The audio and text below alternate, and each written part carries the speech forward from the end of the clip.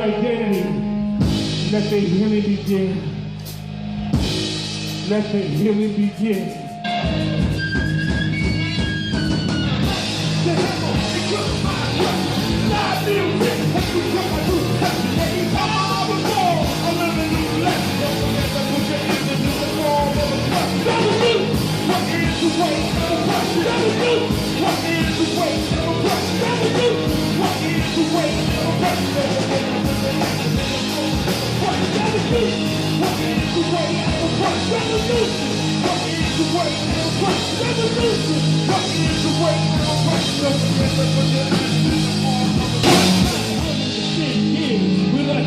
It's a driving force behind all this drama. She got on the road, chicken without heads. Juice 4-7 like the living dead. No sense of self. It's how you're supposed to put the sex on soul. It's under construction, bring it back. And we rock. Go back, this is the only concert. That's how we go, and the smoking there. We invoke the creator of the fire here. Like a Sula. 1886. It's just your identity, let me hear you begin. It's just your identity.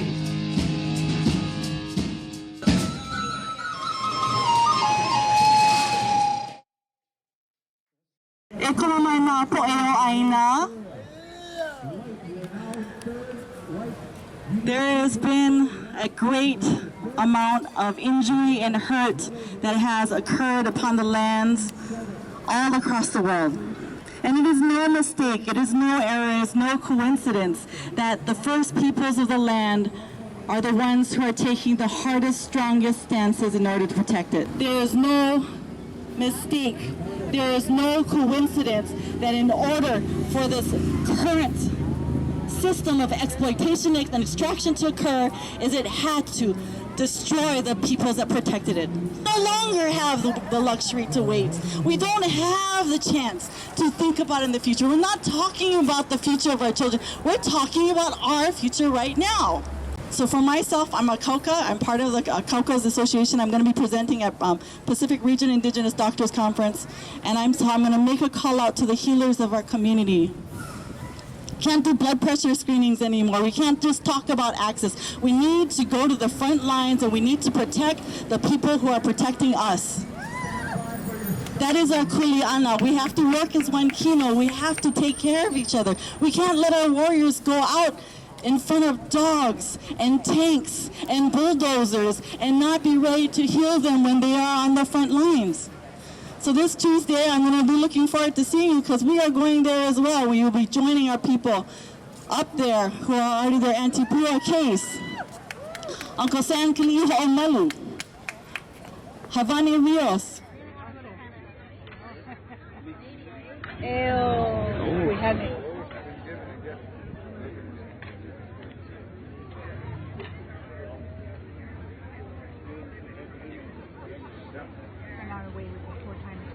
Oh,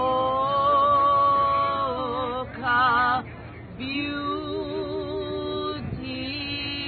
oh, Ka lehi,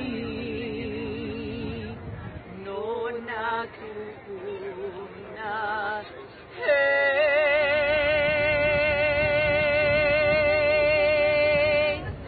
ino.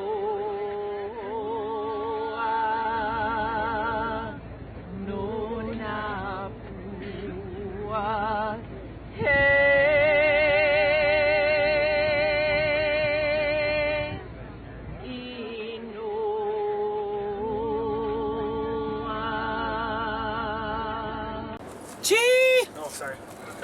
Hello, everybody. We're heading to the Standing Rock Reservation, which we're on right now. It's south of the Cannonball River, and it runs about 1,000 miles south and 1,000 miles. It's a pretty big reservation. The camp is located right on the edge of the Cannonball River, which we're heading to right now. And yeah, welcome. Aloha no, I'm Dina Oana Hurwitz from Waimea, Hawaii on the Big Island. I am happy to be here, and why I'm here is for my children's children's children's children's and yours. Water, life, air. Aloha.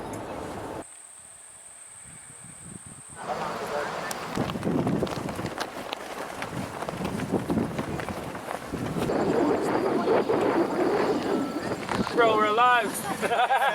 Oh man. Yeah. This is unbelievable. This is the road of flags. All the different nations that have gathered here.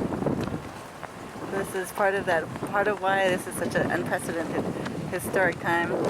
All these nations coming together to support this fight against the black slave.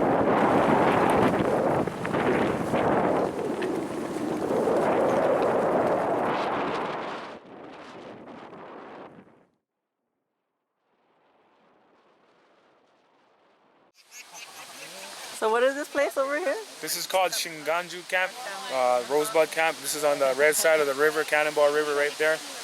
And the other side is not the reservation. So this is more the sovereignty side, the safer side. You mean like the Hawaiian Kingdom? Well, we get the Hawaiian camp here within the Shinganju Camp, Rosebud Camp, but they've been having a little bit of harder time on this side, getting more donations and stuff like that, and even from their own tribe and stuff like that. But it's getting better. There's a lot of stuff going that side because it's a bigger. That's actually the overflow camp. This is the second camp, and then Sacred Stone is about half a mile this way. There's a road you can get through Cannonball on that side. But yeah, this is the second camp here. There's another camp in there. That's the original camp. You can walk this way, but there's a road you can get to it. Yeah. Sacred Stone. And that was the first camp. That's the original camp. We had like 5 people camping out for like 4 months, 5 months by themselves. That was the whole start of the whole thing. The start of it was down there, yeah. And then they went to there. Went to here. That is huge. Over here, this side is the second camp. Oh, this side here. This the side. Shinganju. Shinganju. S-I-N-C-A-N.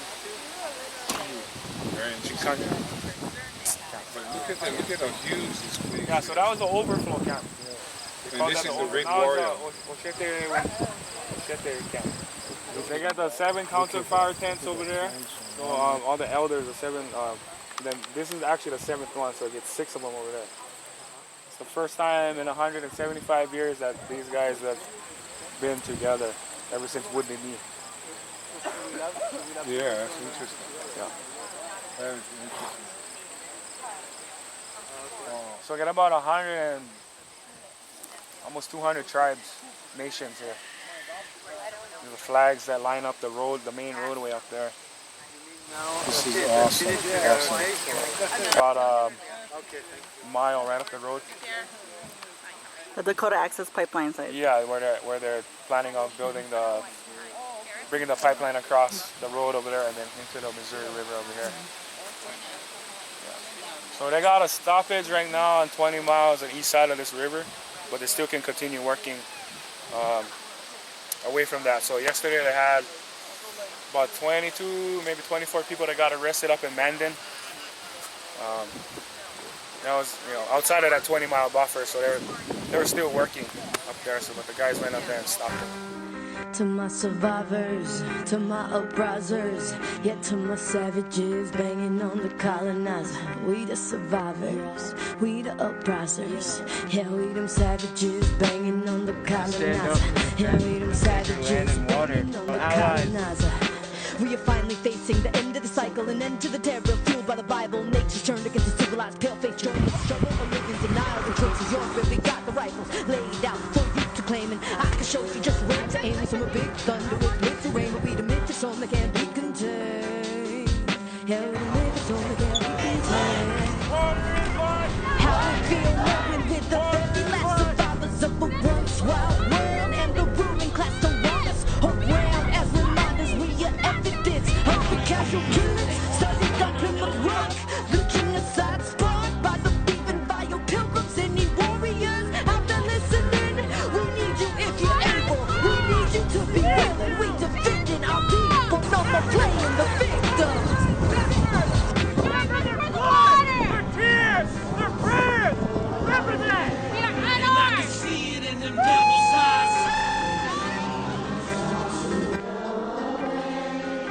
pointing media out, saying he's going.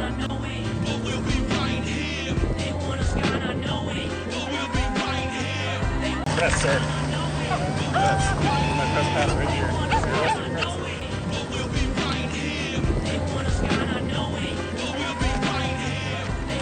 Sure, stay where you are. You're under arrest for criminal trespass.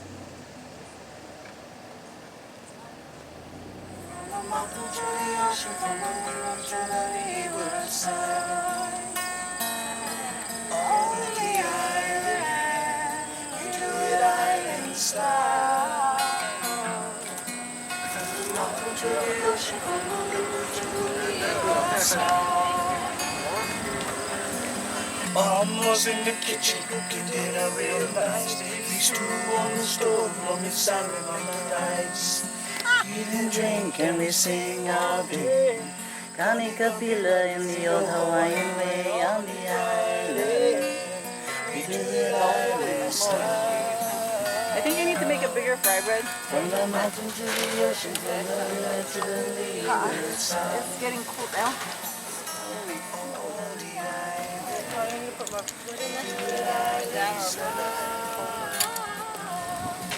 From the mountain to the ocean, from the river to the leeward side. Cook Grandma's house so that we can clean your guts.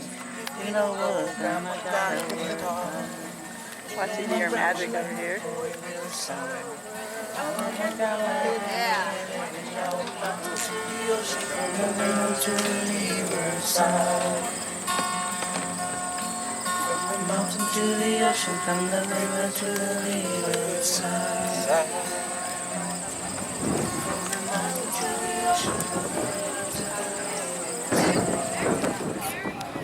Is this okay now? It was ready. Sorry. That's okay.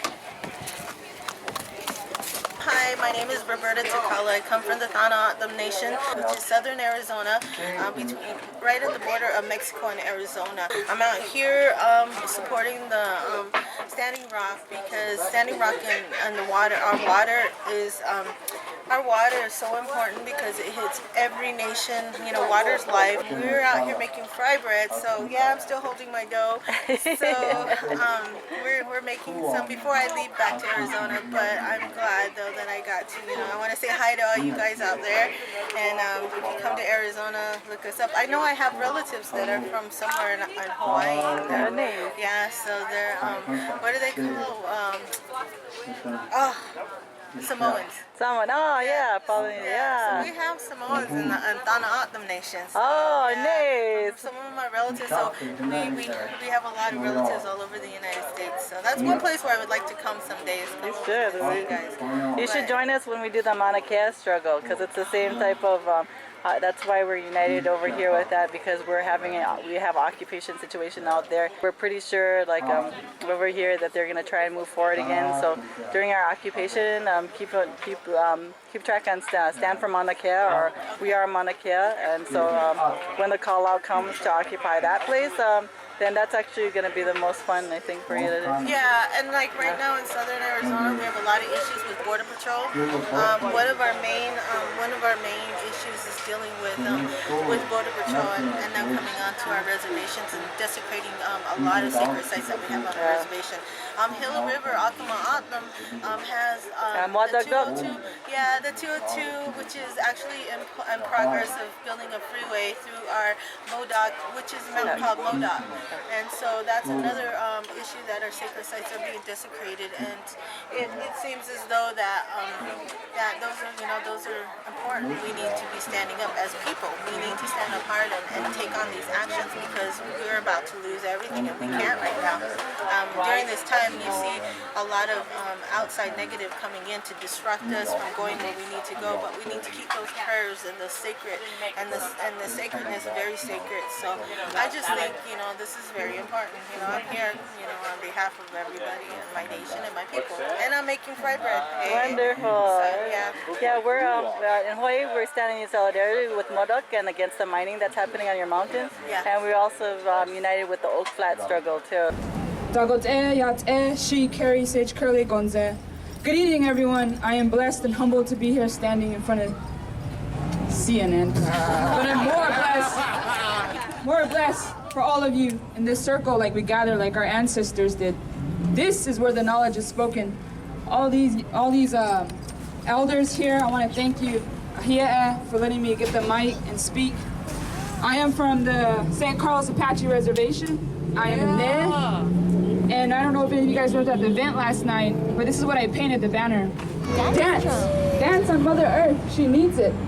We're not harming anyone. This is a spiritual fight. We're fighting. We're teaching our young ones to prayer, the power of prayer. They don't understand that. These corporations don't understand that at all. Do they? They just want to keep taking and taking and taking from Nugglestun. She's sick. She's sick right now. We keep taking from her. Our reservation, we were brought to our reservation, and they keep, the little land that they put us on, they keep wanting more and more. They want our water. They want the copper. They keep wanting and wanting and wanting. When's enough going to be enough? And that's why each and every one of you are here standing with us. Good evening. We're here in front of the CNN building in downtown Los Angeles. I'm with Cody, I'm with Martin from the front lines, and our brother Martin here. We're here to stand in solidarity with Standing Rock. Water is life. We can't drink oil. We want life. We want good things for our people. We want strength and solidarity with all the people here and indigenous peoples around the world. Cody? Yes, I thank you guys so much for your love and support for us as we fight this conglomerate of a black snake and it's poisoning our lands. And it's a native issue due to the fact that it's on our homelands. It's right in our backyard. But it's a humanity issue. We are asking people from around the world to take a stand with us as we fight against this Goliath of a corporate company, of the energy company and the oil companies, which has never been done before. Too many people have been too scared to take this fight. But we are ready and willing to take this fight on. So we ask of your support to stand with us. Stand in solidarity with the people of Standing Rock. We want clean water. We want our basic human rights. Honor the treaties. Remember the ancestors. Oh, thank you. Is there anything you'd like to say to the protectors of Mauna Kea? You know, we've been seeing you guys on the social feeds. We have been sharing. I've been sharing your stands, and you know, when we go to ceremonies and sweat lodge and house ceremonies, I keep you guys in our prayers for what you are doing. Keep up the fight. Know that even in the lands of the Lakota, you guys have our utmost support. Mauna Kea. All right, we stand with you guys, Mauna Kea. Protect Mauna Kea. There you go. Thank you. And I'm going to keep my brother and his family in my prayer as I dance. I'm going to keep my sister and her people in my prayer. I'm going to dance hard for them. By that big bonfire, by the guns, Shimikoshe, I'm going to dance hard, and I'm going to keep each and every one of these fights within me, in my heart. I'm going to tell you guys really quick about a dream that I had. A dream that I had, I woke up, I was at home, and the drum beat was so loud. I'm running around in my room, and I could feel the whole earth on my feet. Boom, boom, boom, boom, boom, boom. The whole earth was just one heartbeat. And I'm running around, and I'm looking for my moccasins.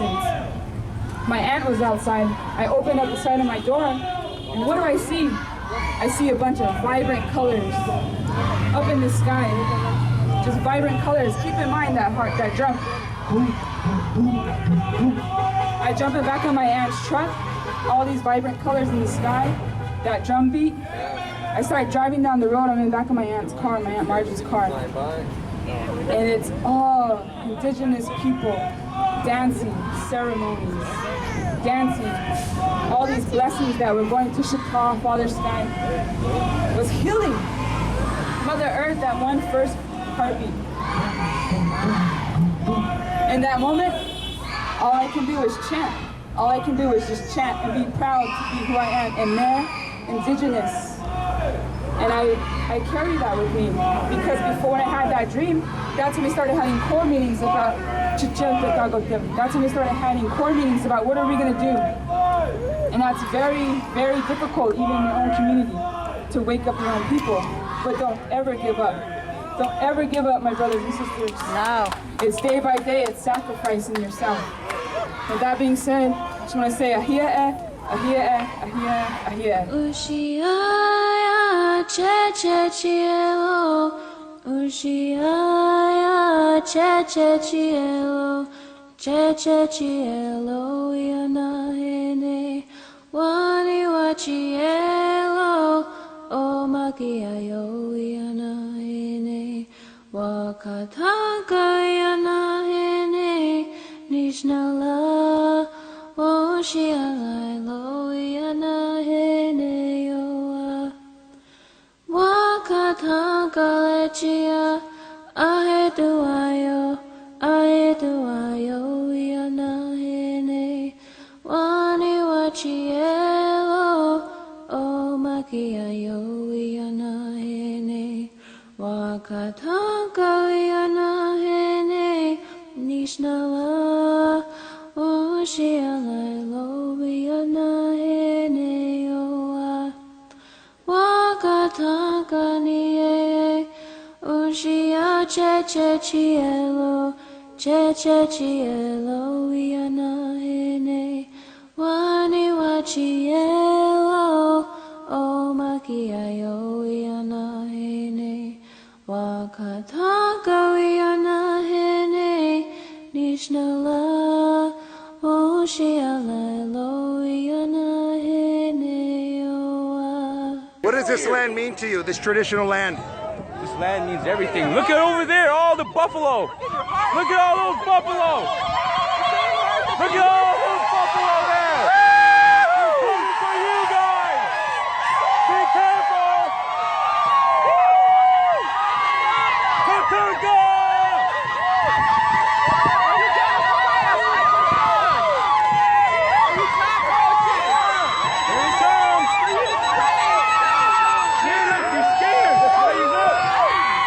Kanaka.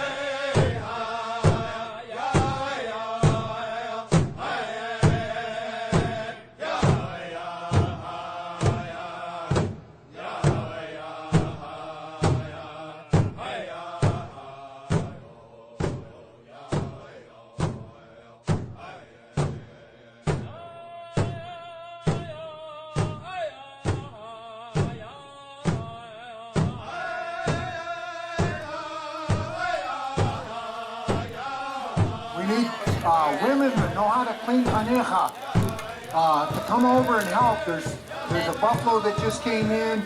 We're going to need sharp knives to help get that hide. We don't have much time. They blessed that buffalo, they killed it. It's down, it's been down 2 hours. We got about an hour to get that thing, get the hide off and get it butchered up. But right now we need women that know how to clean.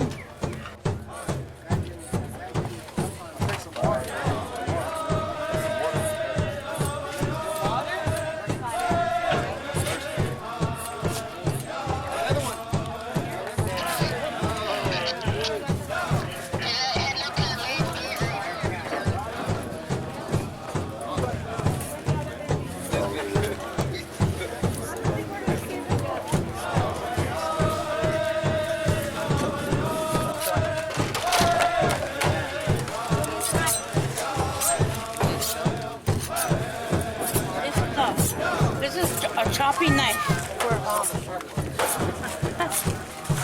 excuse me.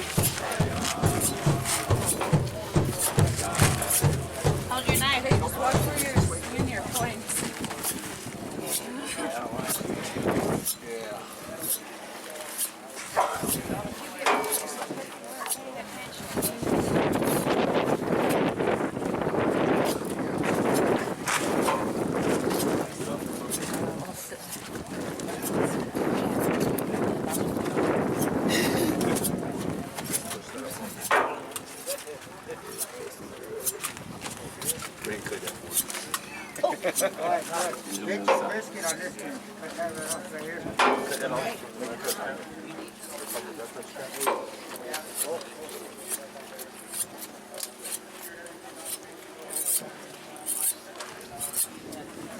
Who brought the cow? They're awesome. They're awesome. Raw Creek. Yeah, sorry. Been a long morning. Carlos Benali. Oh yeah, where are you from? I'm from Crow Creek, South Dakota. Nice. So what do you think about all the... Have you done this before? No. I'm watching and learning right now. You don't want to jump in there and try to... Kind of do, but it's kind of packed. You're gonna have to have a knife. Yeah, you want to change it? Oh. Is that steel good? Give me that steel.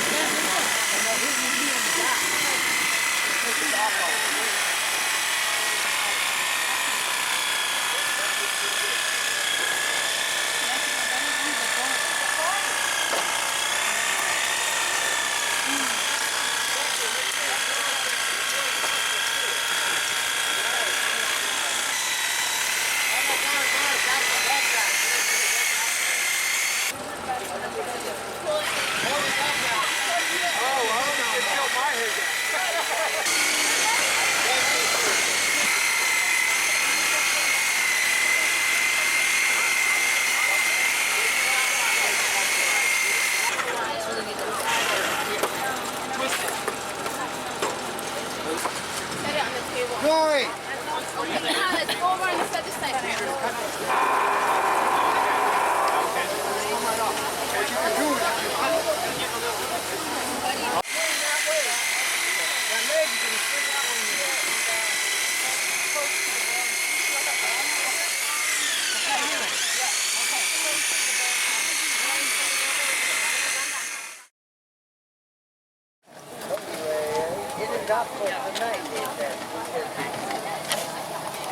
My name is Winona Gasto. I'm a Cheyenne River Sioux Tribe, Lakota, traditional cook, and I'm Cheta Shikoi's head cook. What do you have a business too, don't you? Excuse me? Do you have a catering business, you said? I do catering. I cook for wakes, funerals, Ishnati ceremonies, wakes, funerals, birthdays, whatever. I'm there for my people. And you did a beautiful job of teaching the young people how to take care of that buffalo. That was really... Yes. Teach them when they're young and it'll instill in their minds, and we'll have good help in the future. Yeah, we got to feed the people, we got to feed the nation, right? Yep. So tell us about what you're making tonight for dinner. Tonight I'm making some turkey soup. I got, actually got some turkeys in here. I got whole turkeys in here boiling. Oh, man. They're big. You can see them. This one's really big, yeah. I'm gonna make turkey soup, so I got those, and then this one here. And I'm gonna put vegetables in these here. Ooh. So there's a whole turkey in here too. Oh, that was ono. Ono means delicious in our... Oh. And then over here, I have the buffalo tripe. Buffalo tripe. Ooh, I like that. I got the buffalo tripe here. And I'll be putting in stomach and all that. Oh, that's So I'll be putting in the corn, squash.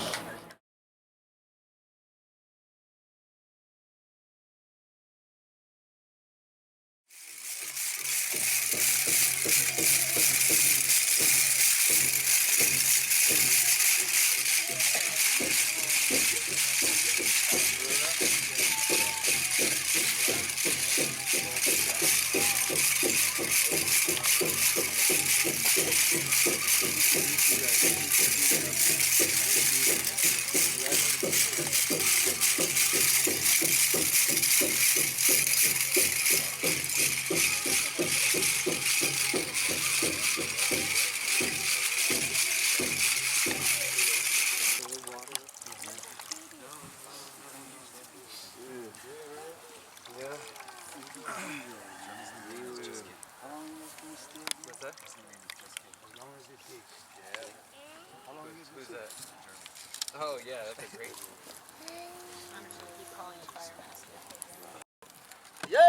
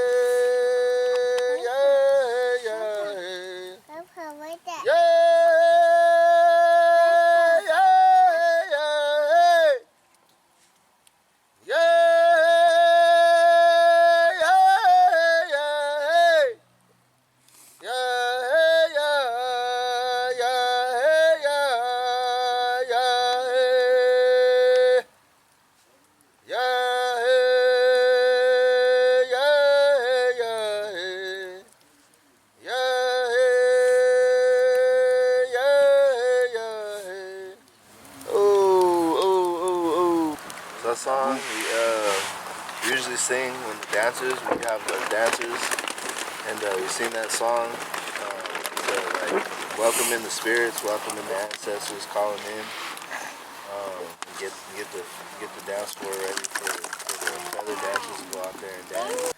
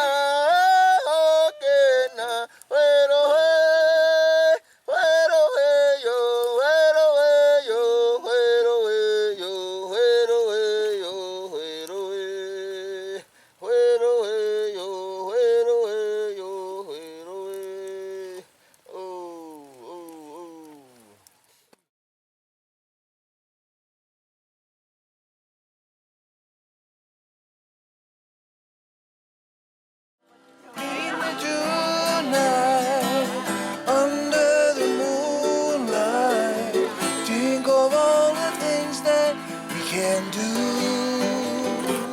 You and me together, looking for What's going on back there? Creating some life right now. Life for the spirit. We can make it last a long time. Knowing that you're always by my side. The theory is to bring it up and bring it down. Bring it up and take it down. Okay. I hope you don't feel Wow, Earl, you should have an album. What was it? You act like the kind, you know kind of what like. There's the pipeline here. Pipeline.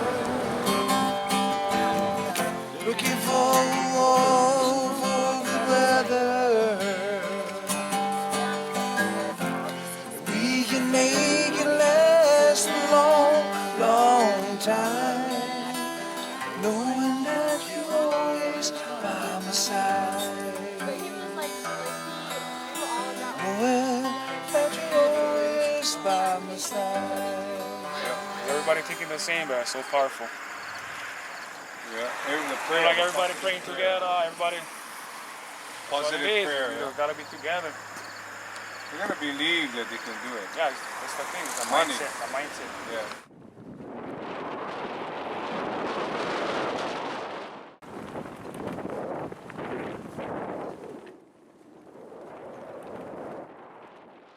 Came out the other side, I seen this on the fence, and it kind of became our motto. Yeah. We're still here, so we decided to repaint it and keep the original. Yeah. One of the warriors in the forefront, right here, is Standing Rock, the front line brothers. This is the landscape right here. Yeah, that's Flo. He got the worst of it. This brother right here. That's why he's our chief. Oh, you mind if we ask you one question? We come from Hawaii. We're trying to send back some information to our people back there. Besides what they've seen on the videos, like we've seen you guys getting attacked by dogs and stuff like that.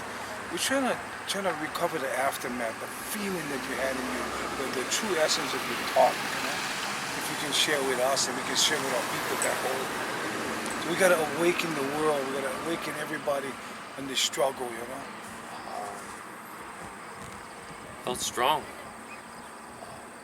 I took the hit to the face and the mace. Unfortunately, there were no good medics here at the time, so they just doused my face with water, which spread it down across my chest all the way to my crotch. The whole thing burned. Okay, David, I would like very much to hear your story. Right now, he's being cleaned up from massive amounts of pepper spray. David, where are you from? I'm from Chicago. Chicago? Yeah. How many times did they spray you? I got hit twice. It was like a back and forth spray. Okay. Can you tell me what happened up there? We pushed them back. We pushed them back. We told them this is our land. We were protecting our water, and this is their water too. And we pushed them back. Some of them got violent. I seen they set the dogs on us. Some of us got bit by dogs. The dogs started biting the Dakota access people too. Yeah. The dogs started biting each other. Oh. They couldn't even control the dogs. The dogs got loose and went after the crowd. One of the Dakota access people chased the dog and started swinging at the indigenous people pushing back. And I saw him hit one of them before he was pushed back. This was all before I got sprayed. We were watching them tear up the grass with those bulldozers. I saw the destruction. It looks like there are at least 3 bulldozers that are, to people's surprise at this moment, actually bulldozing the land. There's a helicopter above, there's security here, and hundreds of people have been marching up when they heard that the construction site is actually active right now. My name is Jacob Johns. And where are you from? I'm from Spokane, Washington. I'm Hopi and I'm Kanaka. And can you describe what you see, what they're doing? They're bulldozing. They're bulldozing and preparing to install a pipeline to go underneath the river. And above we see a helicopter. The helicopter itself has been following us and taking pictures, and we're filming them in return. People just could not take it. They just could not stand behind that fence and watch it, and they pushed them back. Yeah. Come on, guys! We gotta stop this! Why are we standing and watching? Get in there! Stop this! Let's go! People have gone through the fence, men, women, and children. The bulldozers are still going, and they're yelling at the men in hard hats. One man in hard hat threw one of the protesters down, and they're marching over the dirt mounds. Some of the security have dogs. Did you see the dogs bite the horses? I did not see the dogs bite horses. I did see them biting people. Okay.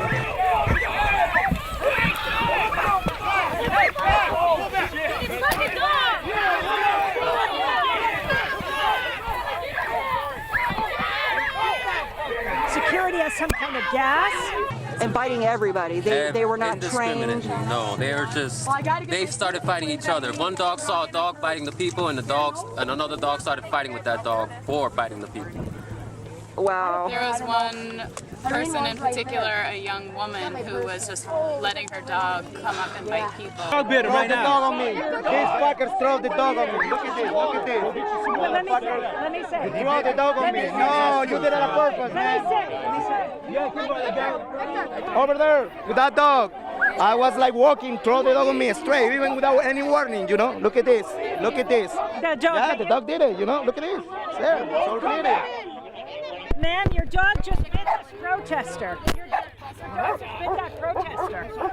Are you telling the dogs to bite the protesters? The dog has blood in its nose and its mouth.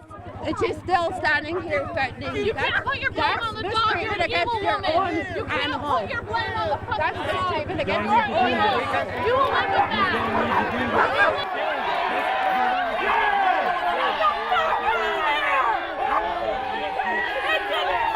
These people are just threatening all of us with these dogs. And that woman over there, she was charging him, and it bit somebody right in the face, and then it charged at me and tried to bite me, and they're still threatening these dogs against us, and we're not doing anything. Why are you letting her dog go after the protesters? It's covered in blood.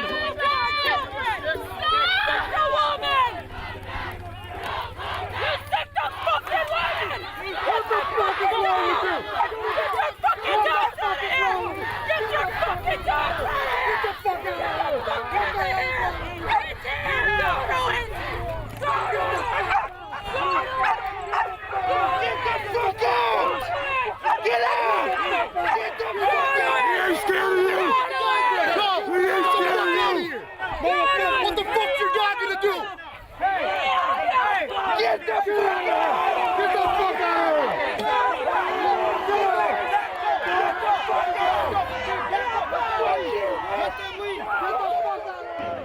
After the protesters said that the dog was bloody from biting them, they then pulled the dogs away, and now pickup truck by pickup truck is pulling away. I was still undeterred to stay here.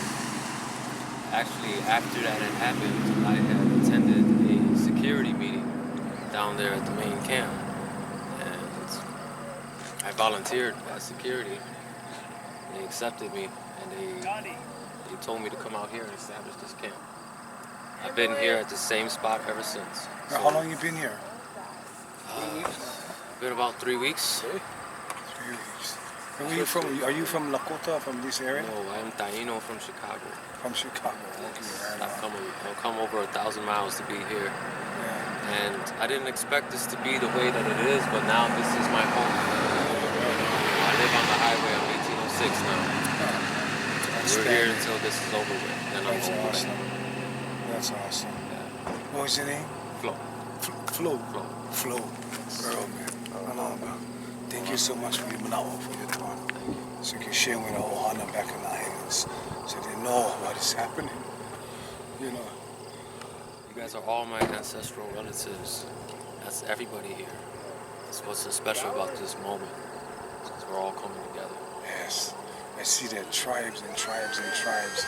That is awesome. Mahalo for standing, man.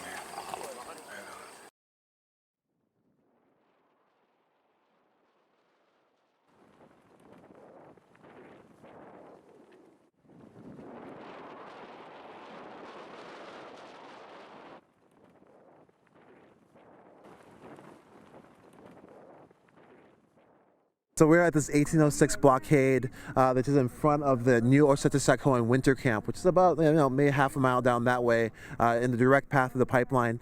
About 4 miles north is actually a sort of now military installment with Humvees, police, all sort of prepping this to come this way. We're about maybe a half a mile away from that first blockade we were showing you. The construction is actually behind us, just almost a mile or two away to our west. And now we wanted to bring you here so you can hear people's voices from this camp. It's been here actively kind of waiting for everyone to come, or waiting for when the construction was going to meet them, and they have no intention of ever leaving from my understanding, and we're going to hear about that now. We are at Sacred Ground Camp. This is located on the sacred grounds. Our ancestors' burial sites is right there behind you. We've been here protecting it since December 3rd, since Dapple came and attacked us with the pepper spray and the dogs and the physical assaults. I was there for it all. I seen it all. Came back here that same night and established this camp. Been here ever since. The fight for the treaties has finally taken place here, like we've been wanting to for this whole time. And we have people now. We have a community now. So it's a breath of fresh air. We were all so very relieved. We thought that we were gonna lose this position. And now it's looking like we're a much stronger force to be reckoned with now. People are really clearly saying they're not going to get out of the way. It looks like the police are firing the LRAD now. It looks like the roadblock up here is going up in flames. The LRAD's now going off. People are backing up. There's 2 LRADs from my understanding. You can hear 2 of them going. That's really loud and very uncomfortable. People are still in the front waving flags. They're firing the LRAD again.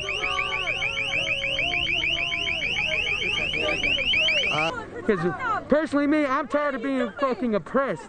These people have been oppressing us for over 500 years. I'm tired of this shit, to be honest. You know, I'm here to make a change. And if we have to do it this way, then we're gonna have to do it this way. Humvees with snipers in the turrets up there as well. And they're telling everyone to move south. He will only listen to us and understand our struggles for the water, for the benefit of everybody. We wouldn't be in this spot. That's all we're here, is to protect the water and the sacred integrity of this land and our relationship to each other. They don't want them to come into this camp. You can see all these teepees, and the police already made it clear they're planning to take them all down once they get here.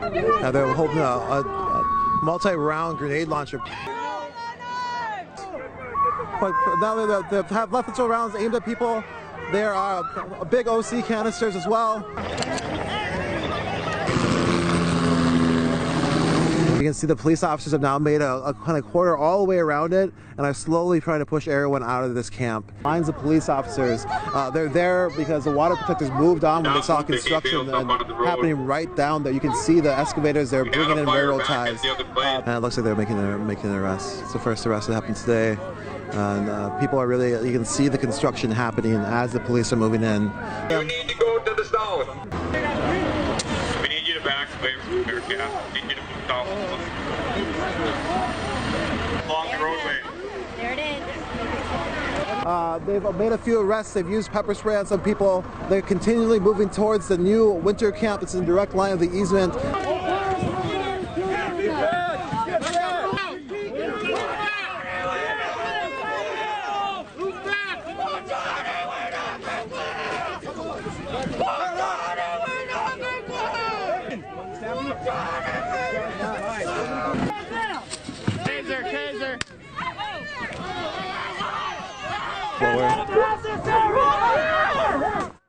More people praying behind us, a bunch of people on the road.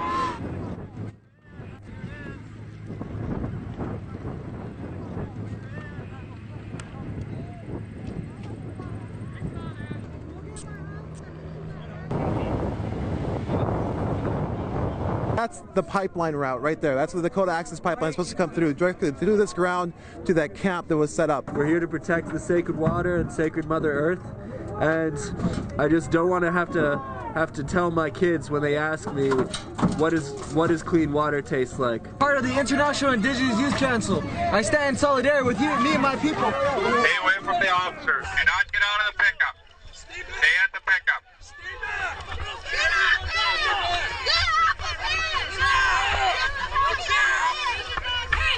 Up on the roadway.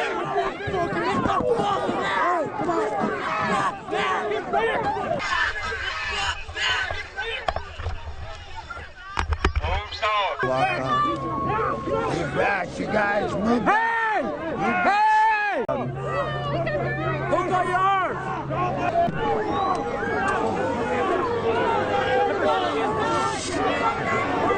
Yeah, they're unleashing tons of pepper spray out of less lethal ammunition fired into the crowd, which can be lethal at point blank range, and it was point blank range.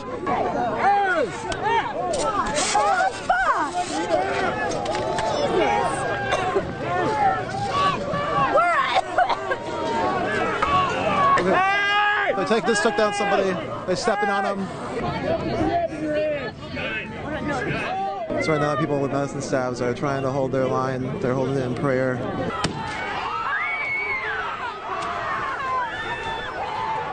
Move to the south. Go back to the south camp. Back to the south camp. Behind that,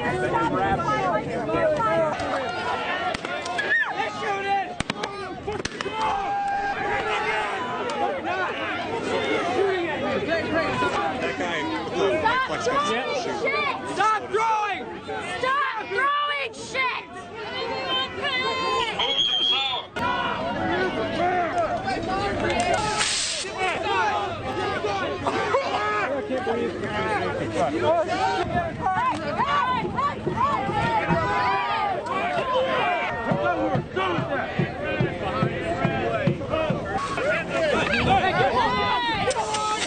This is the water protectors trying to defend Missouri, and you can see what they're facing today.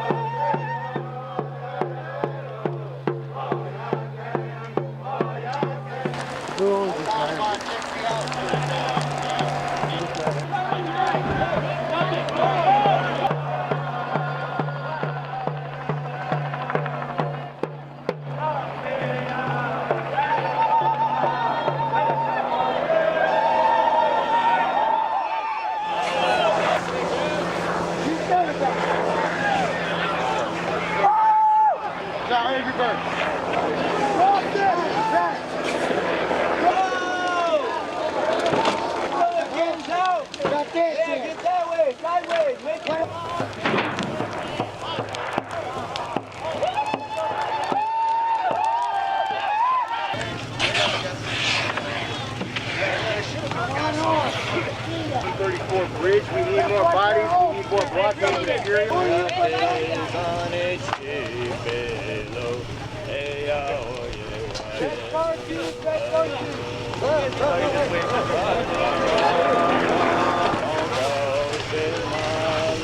Yeah, get that one up there.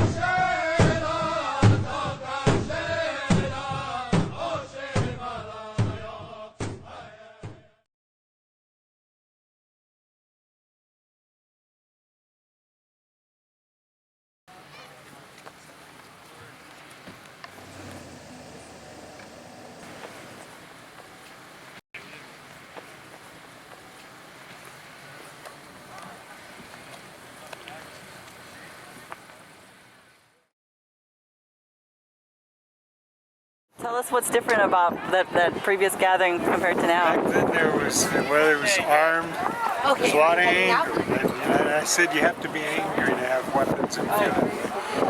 We've been here just a short time, but we have not detected any anger, hardly at all, from many people. I'm sure that's why you can be so peaceful and no weapons.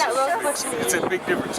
We think this would have a bigger impact than Wounded Knee had. We know Wounded Knee changed so many people's lives, but this will have a bigger impact. Well, I think that what we always say is we always stand on the backs of and the shoulders of our ancestors. The work that we've done here is really, in large part, due to the work that you guys have laid down before us. And so I really want to honor you guys. And it might feel like this seems, it's like big and beautiful and different, and that you might feel that this is going to be bigger, but it's only possible because of the work that you guys did. And so I thank you all for having done that, and it's an honor to be in your presence, and it's an honor to be in the presence of this beautiful land and this beautiful movement. Thank you so much for taking the time.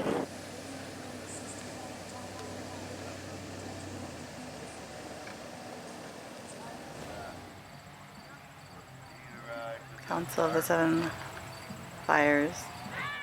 The last time they met, they said, was 1876. Custer's Last Stand? Yeah. That was the last time they met. So tell us a little bit more about your family and where you're from and how you ended up here, working for the tribe. My family is originally from Kennel, Wangala. I'm a Chase-Long. My native name is Tashukaluta, which means red horse. My ancestries go all the way back to Bella Peacegrass. Oh, wow. On my mom's side. My father's side, who's non-native, goes all the way back to Charles Martel, who divided Europe. So my ancestry, I follow it pretty good. Yeah, I think for us as First Nations people, First Peoples of the Land, we call it Mokuohau, which is our genealogy. It really informs us who we are and where we're supposed to be going to. Like, you have to know who you were and who your ancestors are before you can even find out who you are as a person and who you can go forward as a hui. Yeah. If we could ask. Manaja. Hi. Howdy. Aloha. Nice to meet you. Thanks for coming over here and talking story with us and sharing with our folks back home who really want to are very much are in our hearts and in our minds and our prayers and our pule that we are here in so many different ways. We're so far away, our people can't come here physically, most of us, but they send a few of us here to bring our aloha and to support you guys. And so if you could tell us a little bit more about what your role is here at the camp and where you from? And where you're from. I'm from originally from a place called Mad Bear Camp. It was on the Missouri River about 50 miles south of here. That was where I was born. My grandparents lived. And back in 1944, the United States government had a Flood Control Act that was passed, and what they did is they built dams on the southern portion of the reservations. Those dams flooded our area, our homes. So their attempt to erase our way of life failed, and that's been happening ever since. But on the southern portion of every reservation, you can see a dam, and it flooded all the bottom land where we lived. That's awful. That's awful. And then when they moved us off the bottomland, off the most fertile ground, we lived on our way of life. We lived off the ground, off the land, off the river. And they moved us into town, a whole different culture. We weren't used to living with next door neighbors. Our next door neighbor when I was growing up was 8 miles away. But the thing about this that really I guess pushed me the wrong way, and I questioned it, and that's the governor of North Dakota calling in the National Guard. Yeah. Because as a soldier, I took the same oath as those National Guard people, and it was to protect and defend the Constitution of the United States against all enemies, foreign and domestic. For us as a people, this black snake is a domestic enemy. So there lies that, what are we actually defending here? So I had in regards to you're talking about the dams being built. I don't know if I'm pronouncing it correctly, Lake Oahe, is that Lake Oahe.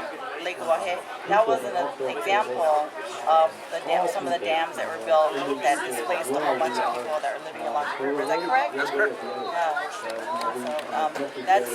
So there's a whole bunch of, like, how many people would you guess might have been displaced from that particular, or like in... I can't even venture to. There was a series of 7 dams all along the Missouri River, straight up into Montana that just happened. And the flooding was, like I said, was mainly on reservations. And the monetary thing about it, back in the day when we got flooded, each family got $650. Each flood? Each family, adult family member got $650 for the entire work. Whereas our neighbors across the river, they were given the value, going value of the land that was destroyed. So there was a discrepancy there. That's never been taken care of. So just to clarify, so I'm clear, the $650 was given to every family member that was displaced by the creation of these 7 dams. Every adult. Every adult, okay. Wow, that's really not much. Not much at all. That's not much at all. For permanent displacement of ancestral homeland. Yep. It's an attempt to erase our way of life. The government's been trying that for how many decades? Centuries. Centuries, yeah. And it hasn't happened, and it never will. Like we're talking with your friend here about our ways of life that are so similar. You know, we pray for the same things. Our languages mean the same as the living language. You know, that has a different meaning depending on where you say it and how you say it and what event you're in. It takes on a different meaning. And I think that's kind of a overall, all indigenous people have that language. One of the things that I think is, for myself, the way I look at it is they're the aberrant. the idea that you can live divorced from the earth, divorced from the people around you, that idea that you can just be a bubble in and of yourself and not have any accountability or connection to other people, that is really the global aberration. What the cultures throughout the world have primarily done is we all honor the earth that we are on. We honor our community, we honor our children, our women, our elders, our men, our warriors, our healers. We knew that it was all necessary for us to live in a sustainable fashion because whenever we had cause effect on something, it came back to us. And so really this new global phenomenon of going into somebody else's home and destroying their land and extracting the resources and removing it for the benefit of people very far away. That's really one culture, and that's by no means the culture of the planet. The culture of the planet really is this, where you care for the earth. It just so happens that they're the dominant ones right now. But I don't think that can't last for forever because extraction can't last for forever. There's got to be a massive change globally. Yeah, I hope this is the cause of it. I hope this is that cause, the initiation of that change. You know, there's a lot of non-natives that come and work with horses. And I keep telling them that you go back far enough in your own culture, you're going to find our people live the same way we do. But they want to take the shortcut. Yes. They want to take the shortcut, and that's not doing anybody any good. When we learn about your own people and how your own ancestors provided in this world, we didn't have all this other stuff. Everybody lives on the world, the earth, at some time and expected in the same manner at some time. And that's where they got to go back and look. At their own traditions. Exactly. And not try to take ours. Rob us again. Mahalo nui loa. Aloha everybody back home. My name is Brandy Kanani Michelle Toilupe, and originally from Oahu, Hawaii. My ancestry is from the Big Island, Honoka'a, Waipio Valley area, and now my father Henry Tripp's homesteads in Kapolei on the leeward side. I moved up to the States in about 2006 to go to law school at the University of Denver. And I've been in practice since 2010 as an attorney, and my major focus in practicing is federal Indian law. I'm here right now at the camps surrounding the Dakota Access Pipeline, just providing legal support in the legal tent as we speak. Plug it in if we have one of those. So for this particular issue, to me it represents a larger issue that all Native peoples are going through around the world, and it's for the pipeline in particular. We have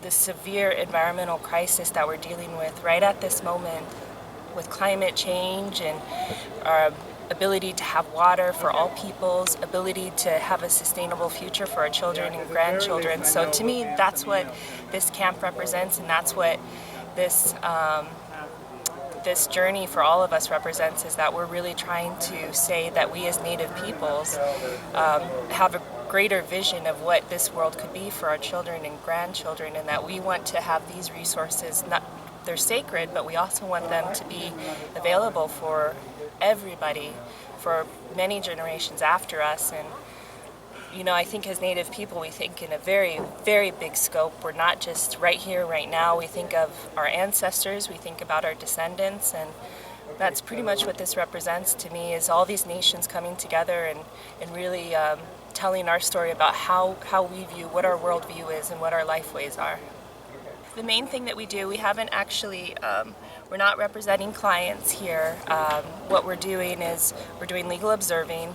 So when we do, we will attend the marches, and sometimes some attorneys will view some of the actions that happen and just provide legal observing so that we can see the activities that occur between law enforcement and the protectors, and just be there as a witness and write our notes down and have that available for later use if needed. Another thing that we're doing is we're just keeping track of those who've been arrested, trying to coordinate their connections with attorneys locally who can provide legal defense on the long term.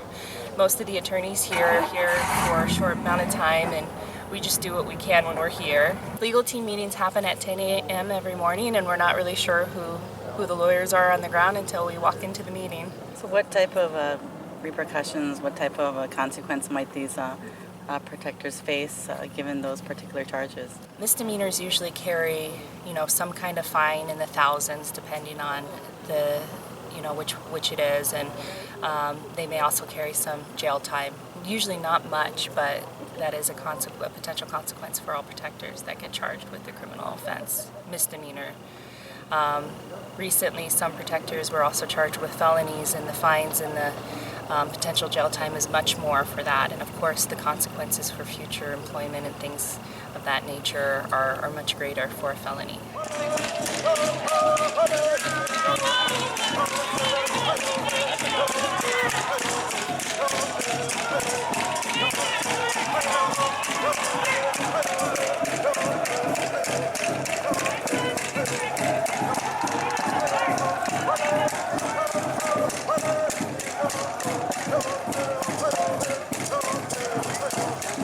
Some of us will be arrested.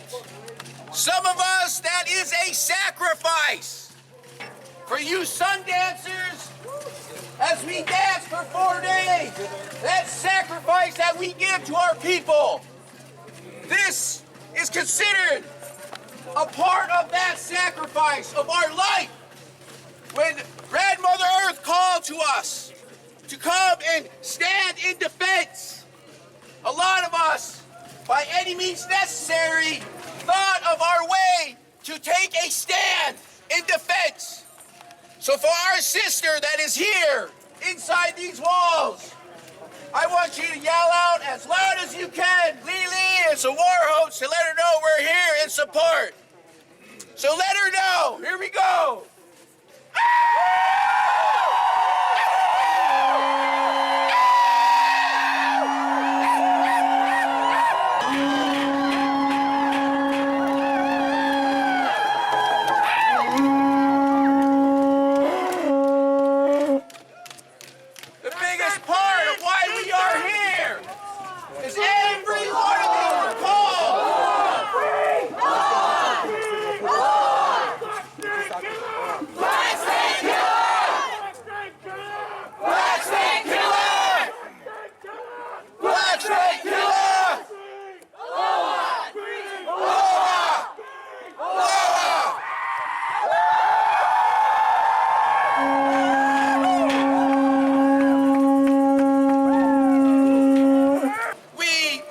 in struggle, and we will die in struggle. And that to us is no fear, but to them it is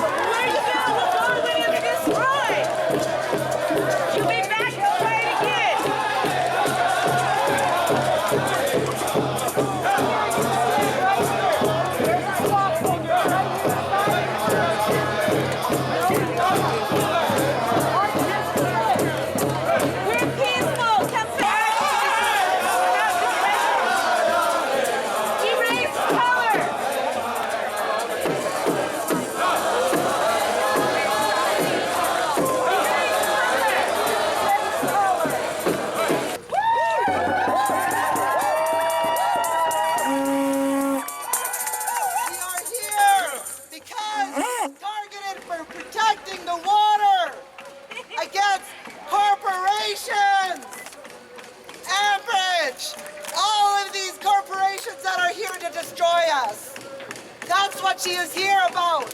She's here locked up inside, and she's fighting for freedom, fighting for liberation.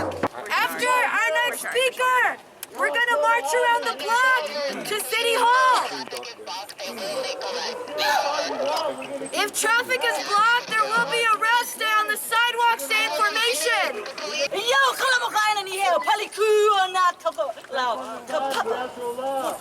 right here. My name is Kalama Ka Āina ni heo.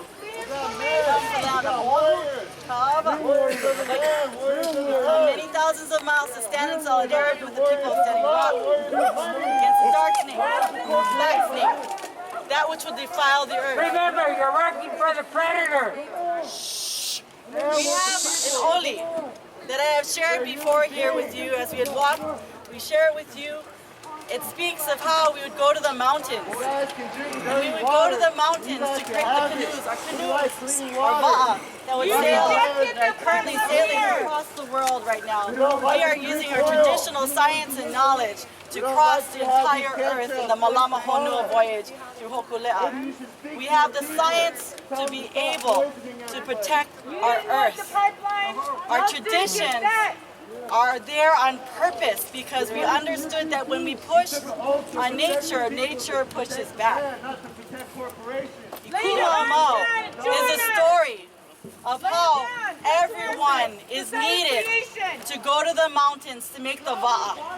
And the va'a, the canoe that we travel, is a journey to save the earth. And it requires every single person to be a part of that.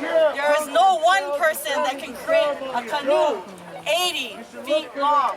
There is no single person that can bring the va'a, the wood from the mauna to the ocean.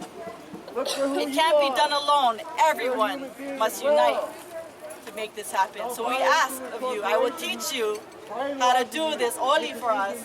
When I point at you, you say ikuwa. Ikuwa. Ikuwa. Ikuwa. Ikuwa. Ikuwa. Ikuwa. Ikuwa. Ikumama. Ikuwa. Ikumama. Ikuwa. Ikalanavo. Ikuwa. Ikulanavo. Ikuwa. Ikuwa. Ikuwa. Ikuwa. Mokai ulu. Erukie. Kuya. Ikumama. Ikuwa. Ikumama. Ikuwa. Ikalanavo. Ikuwa. Ikulanavo. Ikuwa. Ikuwa. Ikuwa. Ikuwa. Mokai ulu. Erukie. Kuya. Erukie. Kuya. Erukie. Kuya. I'd like to introduce to you one of our great leaders. He is a longtime warrior. He has been arrested at many times on the front lines for our people. His name is Earl Deleon. He is currently one of the people who are right now the shining young men of our leadership in Mauna Kea. And he is one of the great warriors who are teaching our young warriors how to stand up, both with ceremony, honor, and love.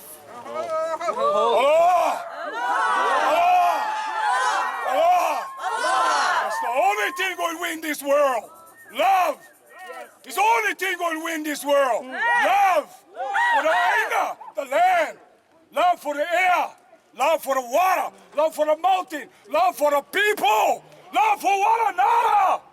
Aloha ke kai. Love one another. Don't hate each other. Love even them. Yes. That's not our enemy. The enemy is the people who control the pipeline. They are nothing. They are the peons that is working for the big money corporation. Send your hakaka to them. Send your voices to the guys bringing in those things. These men is working, humbly trying to feed their families. They're not our enemy. We're gonna win this with aloha. What is aloha? Love. What is love? It's the power. The power is love. Only love can conquer hate. 2 wrongs will never make a right. 2 wrongs will never make a right.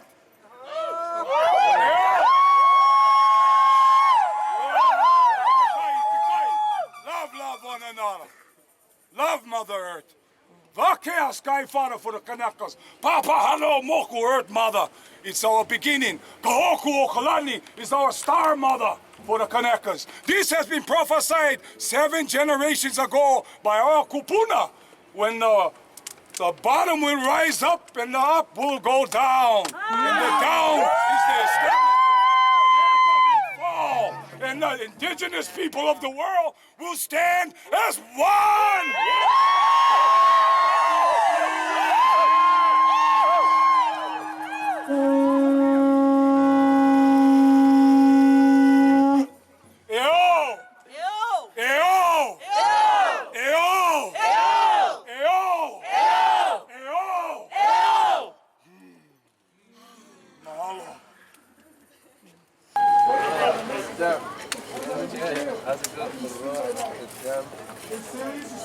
Take your all! Who's water? Who's land?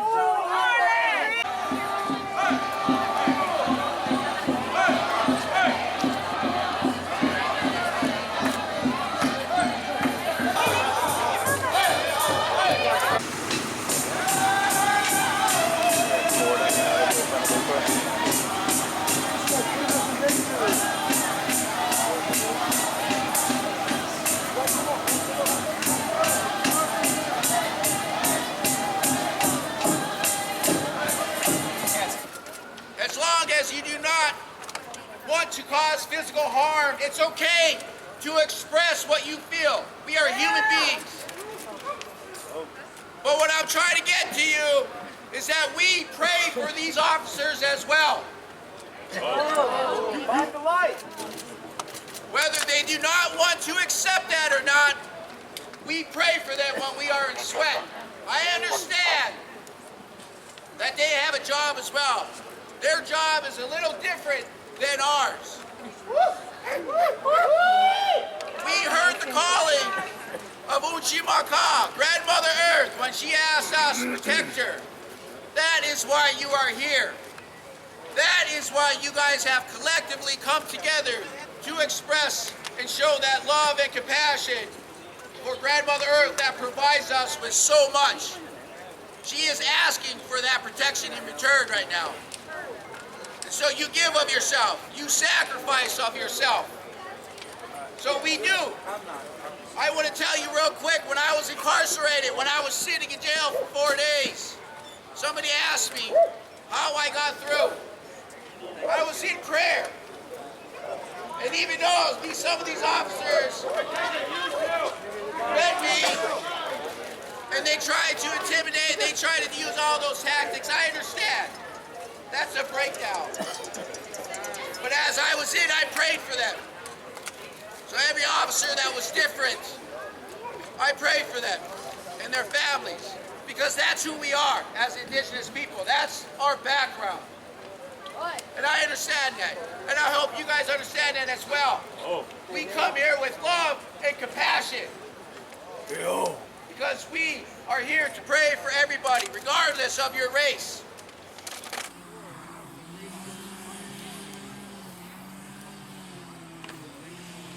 We're going to Doc's meeting over here on the top of the hill on horses. How's that, Hawaii? So right now, what they're decided is about 6 days from now, they're gonna have they're gonna decide exactly where they're gonna go for the winter.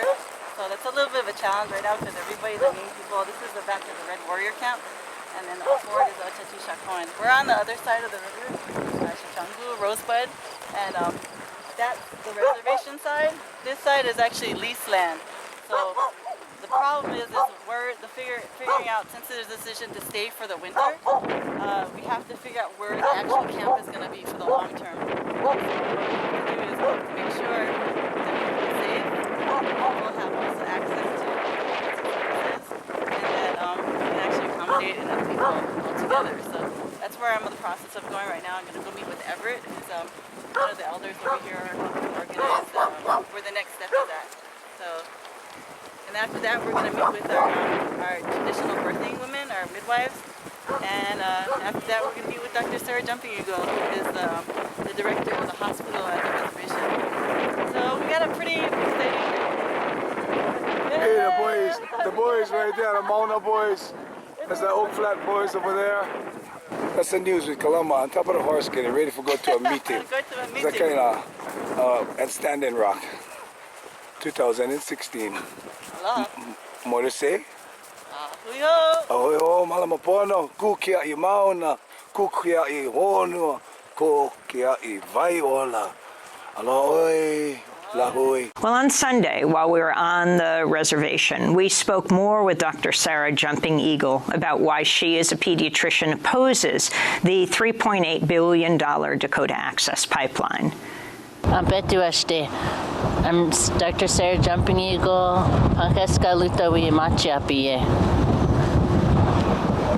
You were one of the first people arrested during these resistance movements against the Dakota Access Pipeline. I'm Oglala Lakota and Mitawaka, Dakota, and so we also are aware of the issues going on in the Black Hills with uranium mining, the other contaminations that have occurred across Indian country. So as a physician, I'm very aware of what the health effects could be of a pipeline spill by the Dakota Access and Enbridge Energy Transfer Partners Corporation among our communities, how that spill would directly affect our family members and community members. I went to the protest site to participate in the protest, and on that day was when... When was it? I believe it was August 12th.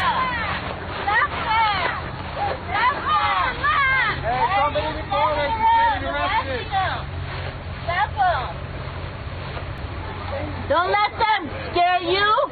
Yeah. It's our water. Who are you? You are our land.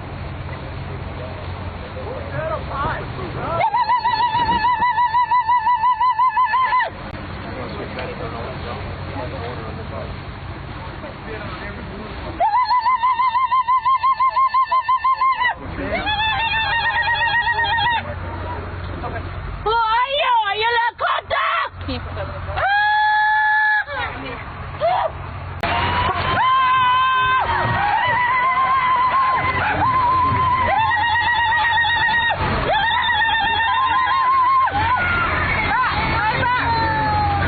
One last thing is that I really want to call people to notice that the companies are really trying to commit environmental genocide on our people, and that the fact that they deemed that the city of Bismarck was not a safe place to put this pipeline, but they then decided to place it north of our communities, points out to the fact that this is environmental genocide. It's been attempted in several other communities, including my original community is the Oglala Lakota Nation.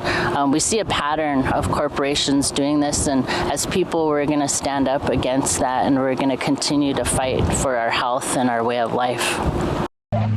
They sprayed me with my hands up and my back to them with all my medic markings clearly showing me. They sprayed me head to toe. Yeah, we saw that the shooter at the top of the MRAP had a silencer on his assault rifle. Oh, if they're here for peace, if they're not here for trickery, why do they have silencers on their weapons? We saw them shoot numerous beanbag rounds out of shotguns. They pointed shotguns at me. They pointed shotguns at my back while I was treating patients. People were repeatedly calling for folks to take their finger off the trigger because they were standing in line with their fingers.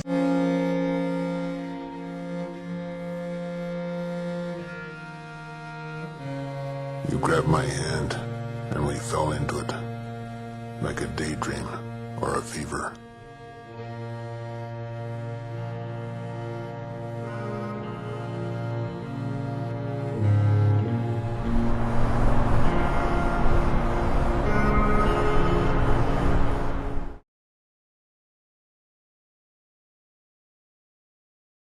We're sit at the headwaters of these waters, and what we're here fighting for today, this Missouri River, this actually is a branch of where our waters feeds and flows this here up in Montana. And we have, is it 7 tributaries, Arthur, that's up there, that feed the water source up there?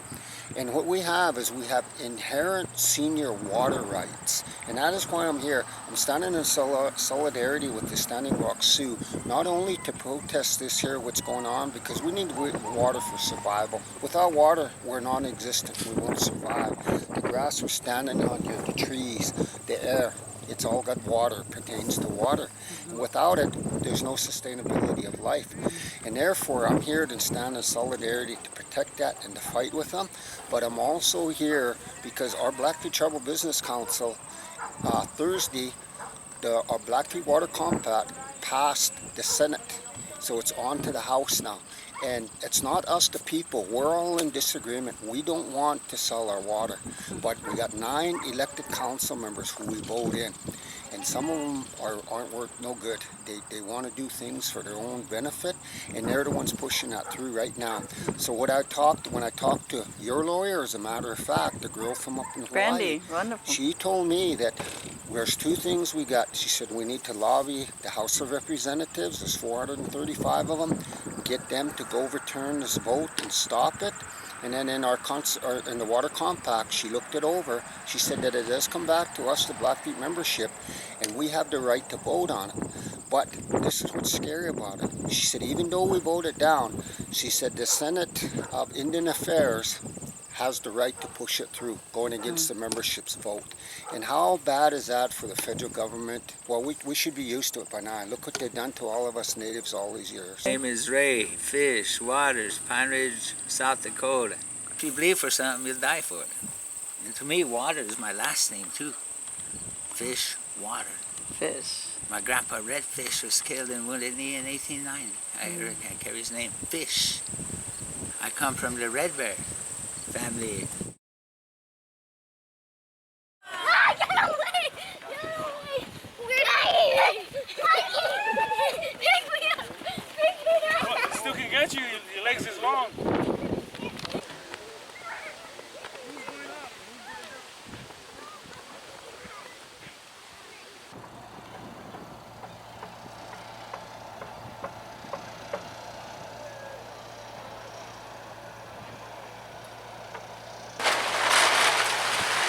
From Sisseton, South Dakota. My father's from here, Standing Rock. And I grew up here. I grew up in Cannonball, where the spirit camp is my backyard. I mean, we played in these hills. We rode horseback in these hills and swam in the rivers, fished in the rivers. I mean, there's not many childhood memories that I don't have that doesn't include these rivers. So it's very dear to my heart, you know, what's happening here and to see how many people come to support it. How, just to give people back home an idea of like what Cannonball is like, about how many people live in Cannonball? Maybe 500. About 500. 500 people.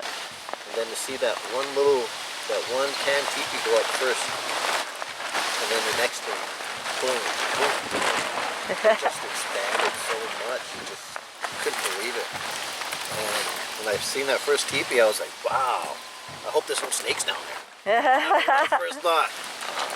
just the level of commitment that people have is they're coming in and wanting to actually help one another. It's not something that you see out in the world, out in the American world per se, because you have to pay for it.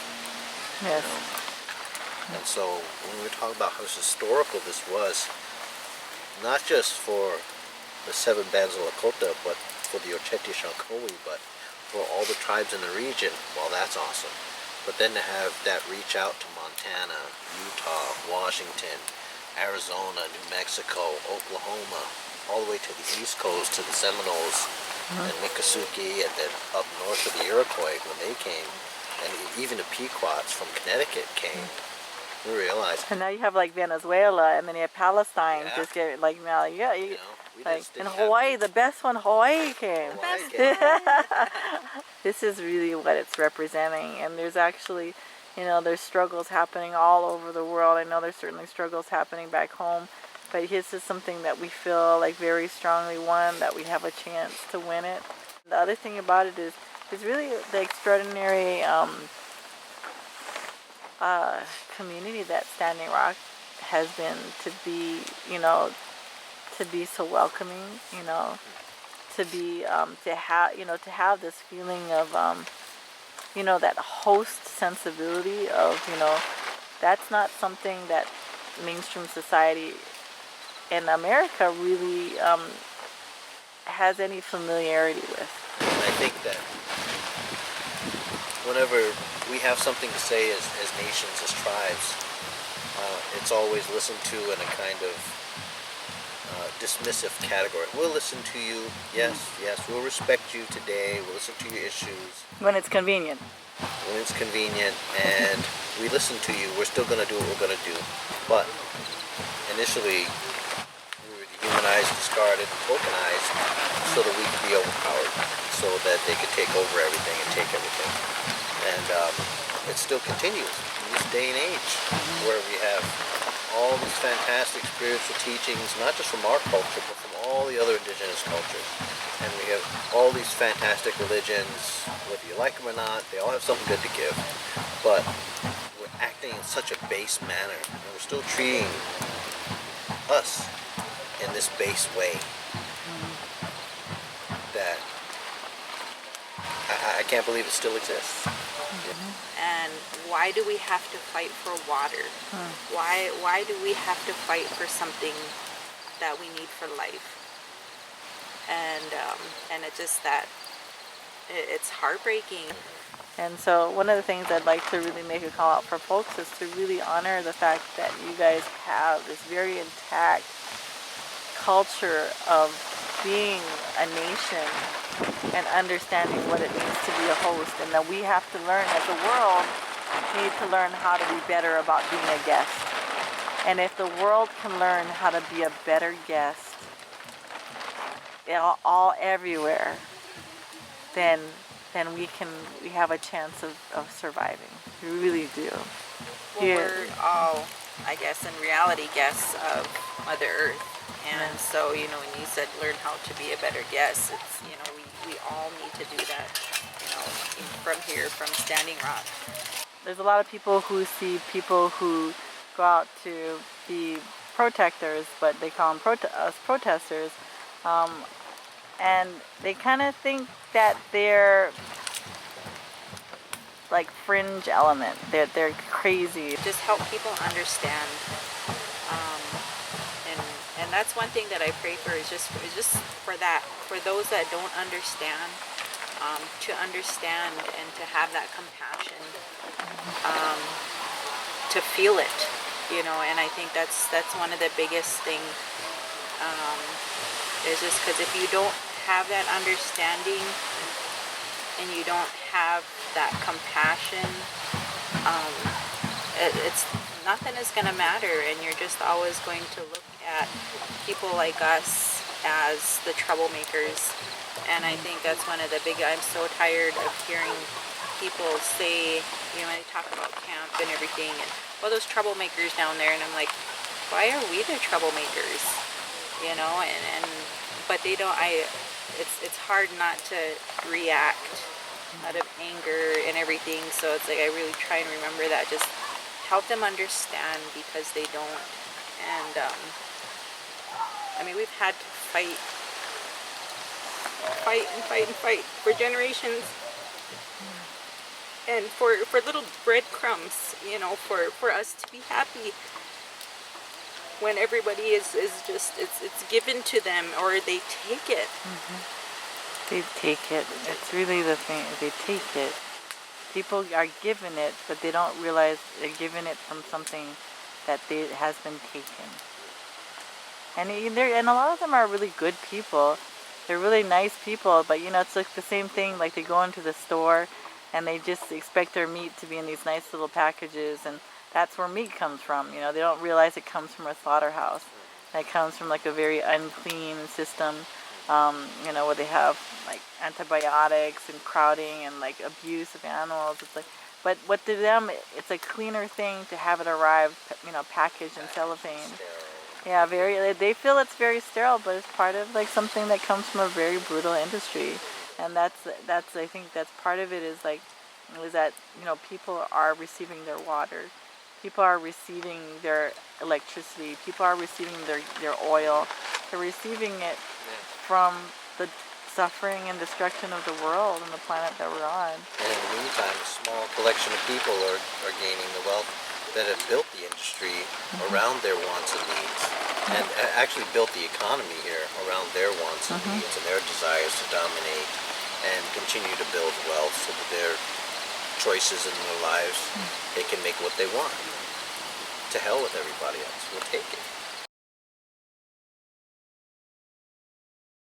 The Cannonball community is only 1,500 people, and they are here taking on the biggest, mightiest powers right now that exist.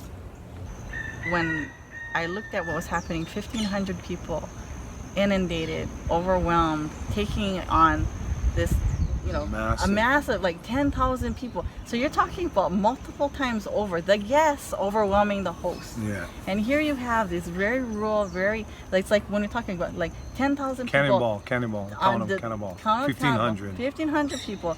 What if 10,000 people come to live for like a year on Molokai?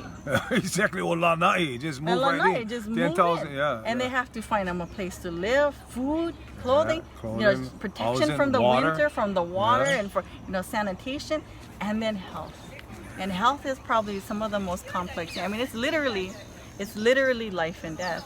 Dr. Kalama Ka Āina is a Kanaka Māori physician from Hawaii, born on the front lines of the Hawaii independence movement. This picture right here is where I come from, Waiahole, and you can see right here, this image is called Kalapa'o Waiahole.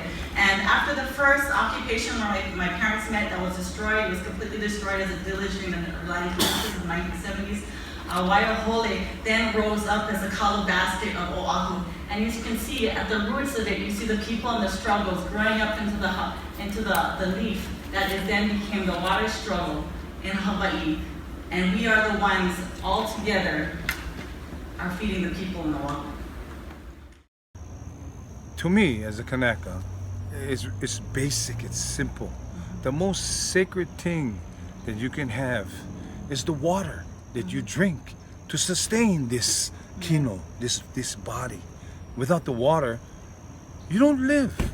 It's a basic, simple necessity. It's not a commodity. But what's happening with the corporations today, they're turning it all around and taking control of the water, because who controls the water controls the people. And that's what's happening in Chicago. They shutting off water.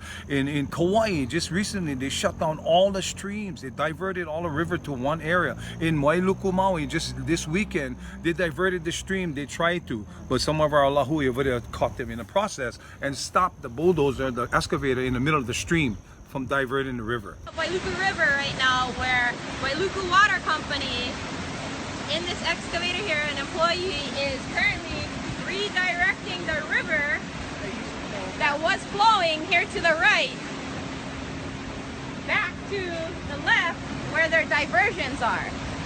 So we stay upstream, their diversions is down there. So they're basically directing where they want the river to go and playing God. And we just got the excavator to stop right now, and his bosses ran away. So we're waiting to talk to somebody, and until then, we're gonna stand right here. They who control water, control life. They're controlling our life.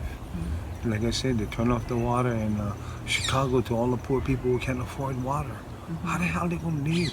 You know, they diverted all the water in Kauai just recently. Yep. This just happened recently. They're turning off all the water, all the Waialeale streams. Liko just got you confessing that to us and telling what they're doing. We just seen it the other day on the internet. They're diverting streams on Wailuku. You know, they're going to be doing that. They're sneaking. Just like with these bulldozers, when they came in there, they just try to sneak in like thieves in the night. I seen Sister Malia, one of the girls from the Mauna, got arrested, the first and only Kanaka to get arrested at Standing Rock. I was like, my God, what is Tita doing up there getting arrested, you know? I was like, holy shit. That's Tita from the Mauna, look at her. And I seen her drop to the ground, and I seen her refuse to rise. I've seen her passive resistance with Kapua law and just laid there. They had to pick her up and carry her out of there. You know what I mean? And that really moved me. I mean, I thought to myself, oh my God, if this can be done anywhere, and you know, in Standing Rock and anywhere else, like they do it here all the time, it has to stop. The reason why indigenous peoples are at the front lines, it's not just because we love the earth, it's because we do. We are. We are the Aina. We are the wind. We are the rain. We are one. Yes. We are pono with it.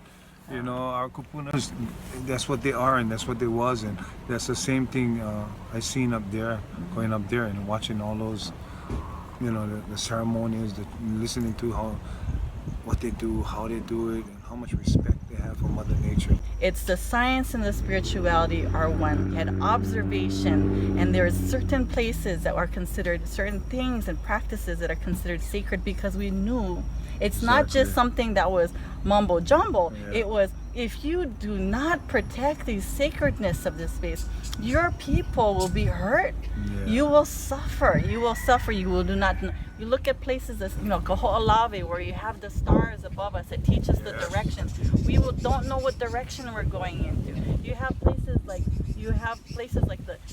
up in Standing Rock, where you have all of this water that if you don't protect the sacredness of that water, you will die of dehydration and thirst. If you have places like Mauna Owakea, you know, where you have the water coming up from down and going and hitting the aquifer, and if those places are not kept sacred and protected, then there is a massive imbalance that happens in the planet. And it's not, so our spirituality, when we see something is sacred, it's not just we go to church one day a week and that's it. There is sacredness for a reason.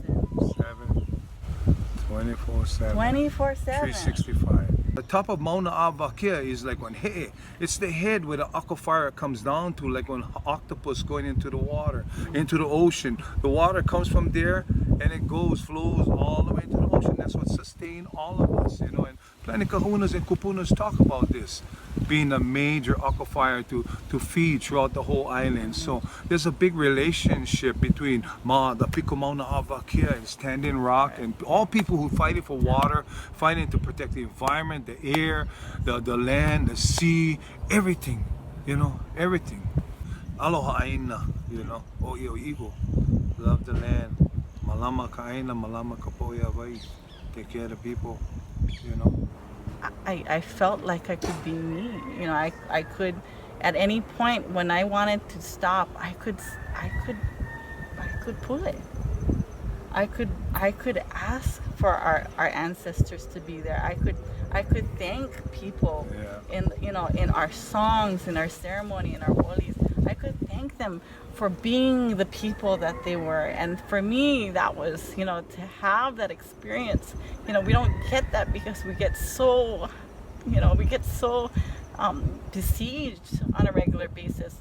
To be able to just be myself and to be able to share ceremony with people that understood the significance of it, that understood the beauty and the joy and the clarity of it, and to not have it be something that gets turned into this YouTube sensation, to know that and to know that there are people right next to you that were engaging in ceremony and just honoring each other. It was just, you know, I have never been in a small situation. I tell people,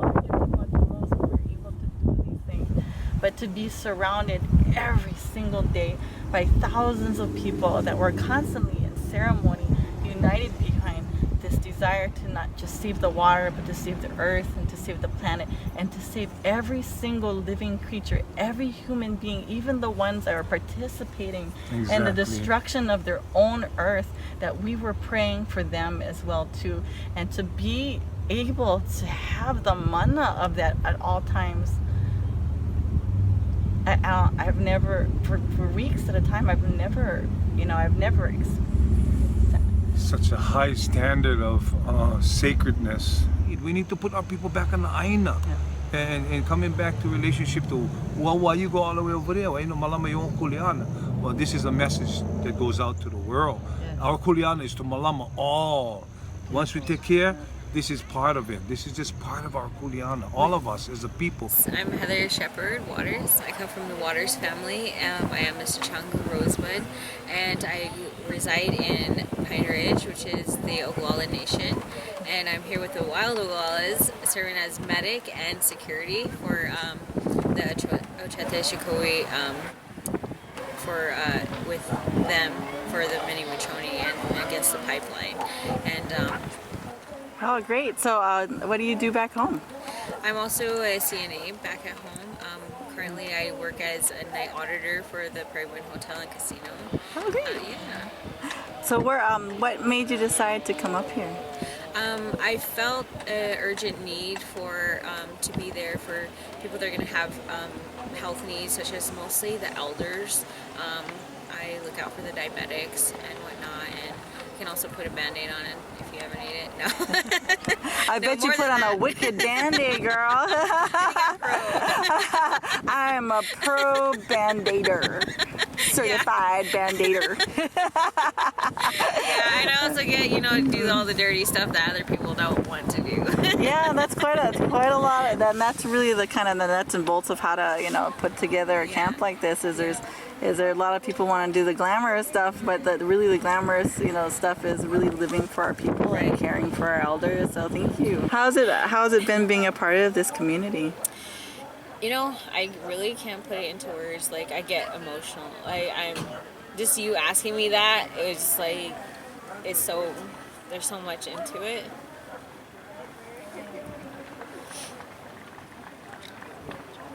Because I never thought in my lifetime I get to see the indigenous native people, our community, our tribe, the 7 councils come together in unity. Because back at home there's so much, there's no unity, and everybody is each for their own, and it's just awesome to be able to be here and answer the call and help our fellow brothers and sisters, native and non-native. And it's amazing because we come here for water, and without water there's no life. And if you can really grasp that concept, that simple concept, it's amazing what it'll mean to you. It's amazing, and just to show the kindness and compassion, kindness, compassion for one another, and like we don't really have a leader here, and everybody's just giving and they're sharing and they're helping one another. Like, that's really what we should be at as human beings in this world. Like, nobody should be homeless. People come and they don't have anything. They come, they're like, we're here to support, we're here to help you pray. Some of us, that's what we here to offer is prayer, because we can pray. We know how to pray. We were taught to pray and trust and believe in that prayer and believe that something good was going to come out of it. And but like I said, just reverberating that, having compassion and caring for one another, and without any obligation. They don't owe us nothing, and we're just happy to have them here. And I was very welcomed here as well. I feel this is home now. Me too. I feel very welcomed here as well. And I really think that one of the things about this is that it's not just showing the fact that we're against fracking, against oil, against fossil fuels. it's really showing what we are for. Right. And what we are for as a people. And one of the things that for me I found like really joyous was to be in a space where I didn't have to explain myself. And that the honoring of the elders was assumed. If we're still trying to figure out better how to do it, but we're practicing that in a space where at least we know that spirituality and science should be one. Community and healing should be integrated. Healing of the earth is intrinsic with the healing of the people, and so it's a really honor to be here. And Mother Earth, Inchimaka, as we say it in our language, in Lakota language, is that, she heals us, and when we're done in this life, our physical bodies, we're going back to her, and, and our spiritual bodies will go on.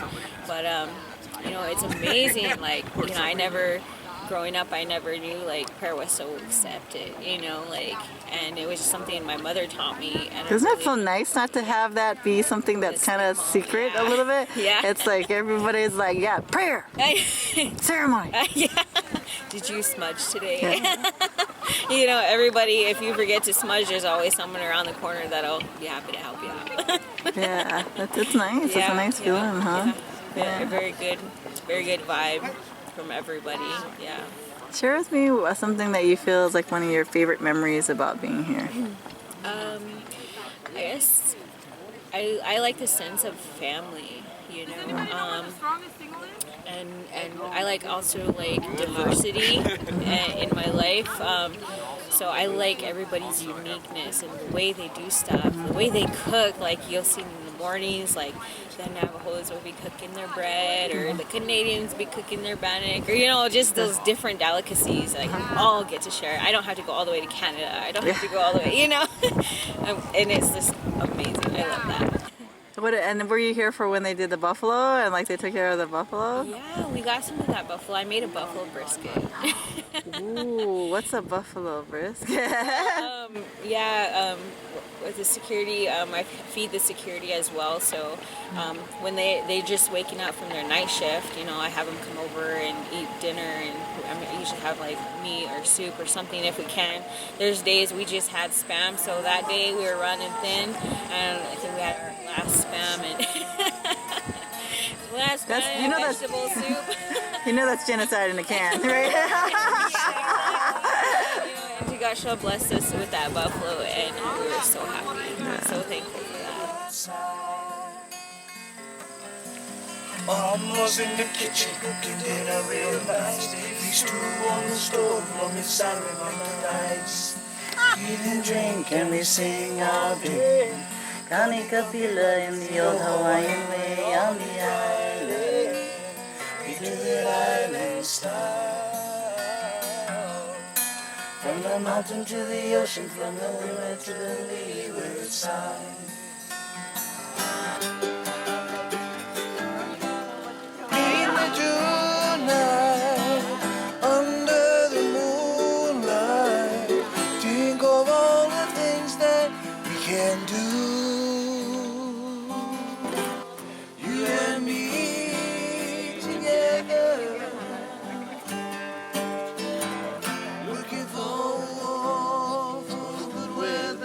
Had a moment of, Akishiang and Liliing from our youth to honor them in that way, because we figured, we're done being silenced, we're done being quiet at the hands of the police.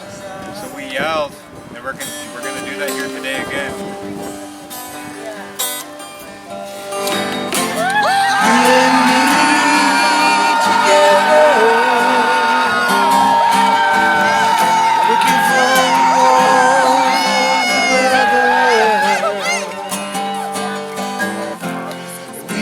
Make it last a long, long time.